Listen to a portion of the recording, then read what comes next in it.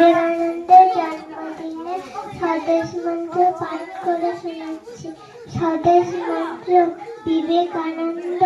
হে ভারত, ভুলিও না তুমি জন্ম হইতেই মায়ের জন্য বলি প্রদত্ত। ভুলিও না তোমার উপাস্য উমানাথ, সর্বত্যাগী শঙ্কর। ভুলিও না অজ্ঞ, মুচি, মেথর, রামবন, ক্ষত্রিয় তোমার রক্ত, তোমার ভাই। হে বীর, সাহস অবলম্বন করো, সদর্পে বলো আমি ভারতবাসী। ভারতবাসী আমার ভাই, ভারতবাসী আমার প্রাণ।